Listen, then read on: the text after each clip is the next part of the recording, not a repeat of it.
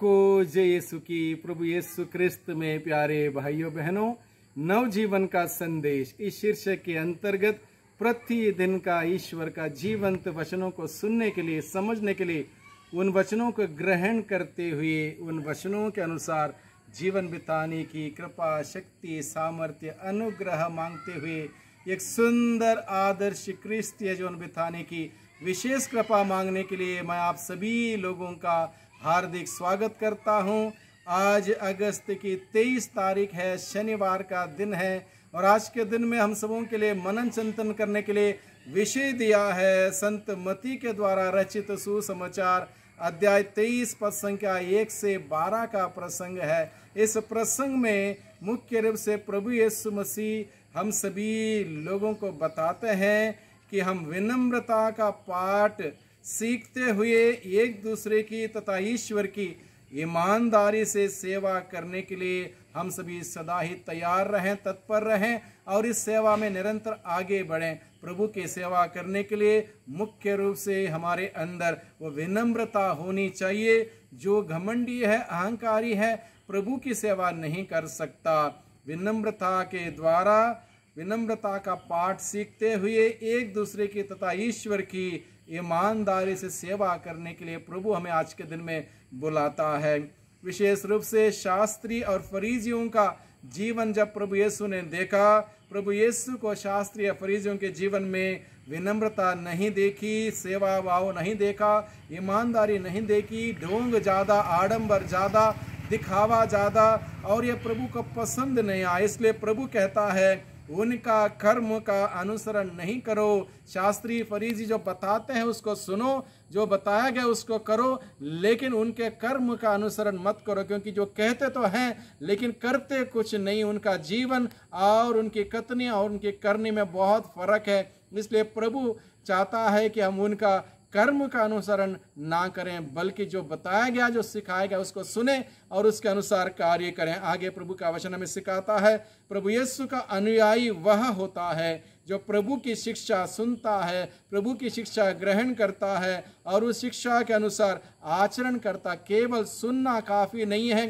प्रभु का वचन जानना काफ़ी नहीं है, प्रभु के वचन के अनुसार जीवन व्यतीत करना बहुत ही ज़रूरी है। बहुत सारे लोग आज के दिन में प्रभु का वचन जानते हैं, सुनते हैं और कोई कंपटीशन हो जाए उसमें इनाम तक जीतते हैं, लेकिन प्रभु से उनका रिश्ता संबंध नहीं। प्रभु चाहते हैं कि हम प्रभु का वचन सुने, ग्रहण करें, मनन चिंतन करें और वो प्रभु का वचन हम सबों के लिए जीवन का एक स्रोत बन जाए, आनंद का स्रोत बन जाए, खुशी का स्रोत बन जाए, क्योंकि वह जीवंत वचन है, उसमें शक्ति है, सामर्थ्य है, अनुग्रह है। इसलिए उस अनुग्रहकारी वचनों को हम ना केवल सुने बल्कि उसका पालन करें, अपने जीवन में लागू करते हुए जिए। प्रभु इसके लिए हमें आज के दिन में बुलाता है।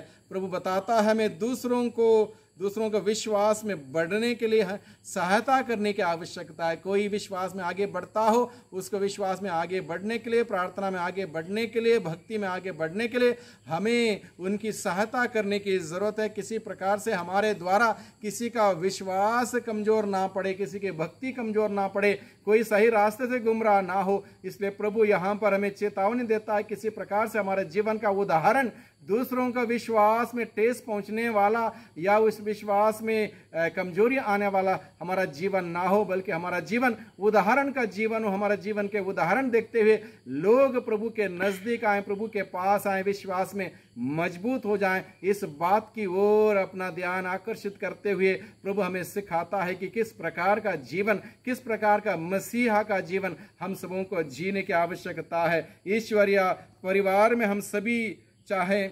हम सभी भाई बहन हैं और हमारा एक ही पिता है। प्रभु का वचन कहता है किसी को भी पिता मत कहो, आचार्य भी मत कहो, यानी कि हम सभी पिता परमेश्वर के बच्चे हैं, हम सभी भाई बहन हैं। इसलिए हमारा एक ही पिता है, एक ही रचयिता है एक ही पालनहार है, एक ही मुक्तिदाता उद्धारकर्ता स्वामी है।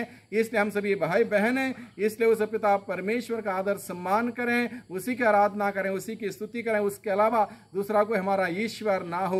उसी ईश्वर के सामने अपना सिर झुकाएं, वही हमारा सर्वस्व है। और यही बात आज के सुसमाचार के द्वारा प्रभु हमें सिखाता है। इसलिए एक दूसरे के प्रति मान सम्मान इज्जत रखें और मान सम्मान इज्जत से जिएं, क्योंकि बहुत ही जरूरी है एक क्रिस्तीय व्यक्ति को, प्रभु के द्वारा चुने हुए व्यक्ति को, प्रभु के मूल्य सिद्धांतों पर चलते हुए एक दूसरे का मान सम्मान करते हुए, इज्जत करते हुए, बड़ों का आदर सम्मान करते हुए, एक दूसरे से प्यार करते हुए, बुजुर्गों का ख्याल रखते हुए जीवन व्यतीत करने के लिए प्रभु हमें आज के दिन में बुलाता है। यीशु ने अपने शिष्यों के पैर धोए, इस प्रकार से विनम्रता का पाठ हम सबों को सिखाया। यीशु ने अपने शिष्यों के पैर धोए और प्रभु कहता, मैं गुरु और तुम्हारे स्वामी होने के बावजूद मैंने तुम्हारे पैर धोए, क्या तुम समझते हो मैंने तुम्हारे लिए क्या किया?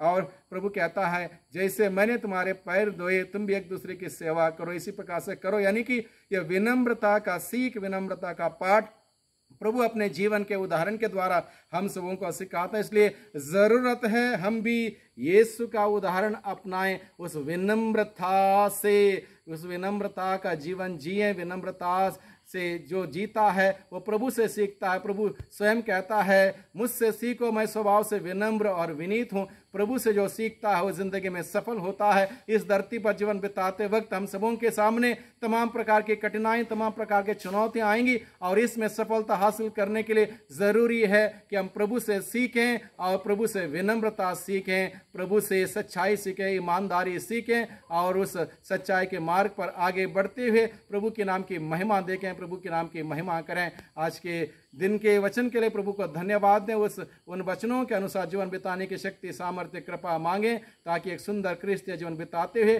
प्रभु की हम जय जयकार करें। वही प्रभु हम सबों को बहुतायत की आशीष बरसाएं। सबको धन्यवाद, सबको जय यीशु की।